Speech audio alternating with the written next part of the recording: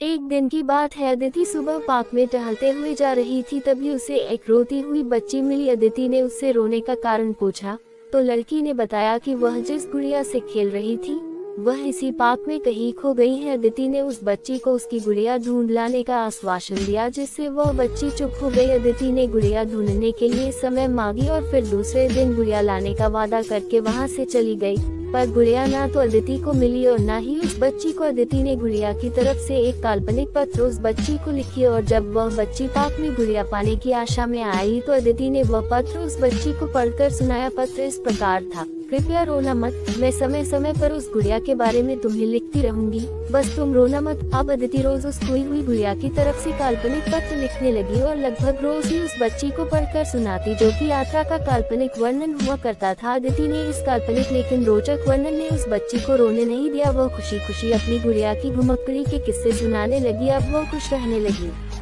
एक दिन जब काफी कहानियां हो गई तो अदिति ने एक दूसरी गुड़िया उस बच्ची को लाकर दी। जाहिर है वह गुड़िया बदली हुई थी। उस बच्ची को अपनी खोई हुई पुरानी गुड़िया जैसे नहीं लगी तो बच्ची अदिति की ओर देखने लगी। अदिति अनजान बनते हुए गुड़िया में चिपकी एक चिट को निकाल कर पढ़ने लगी। उसमें लिखा हुआ था: यह मैं ही हूँ, तुम्हारी वाली गुड़िया जो पार्क में खो गई थी। दुनिया भर की लंबी यात्रा की वजह से मैं थोड़ी बदल गई हूँ। बच्ची को इस गुड़िया और अदिति पर विश्वास हो गया। वह गुड़िया लेकर घर चली गई। वर्षों बाद जब वह बच्ची बड़ी हो गई तो एक दिन वह अपनी अलमारी में कुछ ढूंढ रही थी तो उसका ध्यान उसी गुड़िया पर गया जो अदिति ने उसे दी थी। बचपन की बातें याद करके वह हंसने लगी। उसे सब समझ आ चुका था कि अदिति ने कैसे उसका मन रखा। उसे उस गुड़िया पर फिर प्यार आने लगा। वह उसे बड़े गौर से देखने लगी। तभी उसकी नजर गुड़िया की फ्रॉक की आस्तीन में छुपे एक छोटी सी पत्र पे गई। उसने बड़ी व्याकुलता से वह पत्र निकाला और पढ़ने लगी। पत्र में संक्षेप में ये लिखा हुआ था: हर वह चीज जिससे तुम प्यार करते हो